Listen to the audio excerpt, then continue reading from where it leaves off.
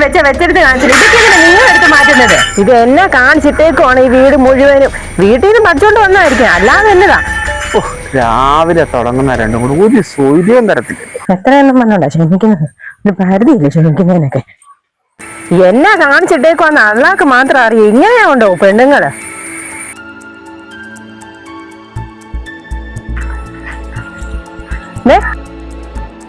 ഞാൻ അവസാനമായിട്ട് പറയുക, നിങ്ങളുടെ ഉമ്മയുമായിട്ട് മഴക്കിട്ട് ഞാൻ മടുത്തു.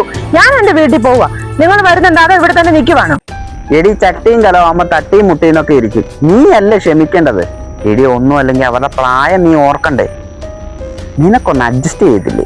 അങ്ങനെ അഡ്ജസ്റ്റ് ചെയ്ത് നിൽക്കാനൊന്നും എന്നെ കൊണ്ട് പറ്റത്തില്ല. നിങ്ങൾ വരുന്നുണ്ട്, വാ, നമുക്ക് എന്റെ വീട്ടിൽ പോയി താമസിക്കാം. നിനക്ക് അഡ്ജസ്റ്റ് ചെയ്യാൻ പറ്റത്തില്ലെങ്കിലേ നീ ഒരു കാര്യം ചെയ്യും, കൊച്ചിനെ ഇവിടെ നിർത്തിയിട്ടേ നീ നിന്റെ വീട്ടിൽ പോകും. ആഹാ, അത് കൊള്ളാമല്ലോ. കൊച്ചിനെ ഞാൻ എന്നത്തെ ഇവിടെ നിർത്തിയിട്ട് പോന്നെ? എന്നെയും കൊച്ചിനെ തമ്മിൽ പിരിക്കണം നിങ്ങൾക്ക് എത്ര നിർബന്ധം?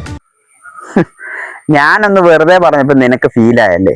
അപ്പൊ ഇത്രയും കാലം എന്നെ വളർത്തി വലുതാക്കി എന്റെ ഉമ്മായി വിട്ട് ഞാൻ നിന്റെ കൂടെ വരുമ്പോഴേ എന്റെ ഉമ്മയുടെ അവസ്ഥ നീ ഒന്ന് ആലോചിച്ച് നോക്കി. എടി, നമ്മൾ ആരാണെന്ന് സ്വയം തിരിച്ചറിയാൻ ഇടയ്ക്കൊക്കെ ഇത്തരം അനുഭവങ്ങൾ ഉണ്ടാകുന്നത് നല്ലതാ. നീ പോയി കാപ്പി എടുത്തോ, ഞാൻ വരുവാ. ആ, പറഞ്ഞു.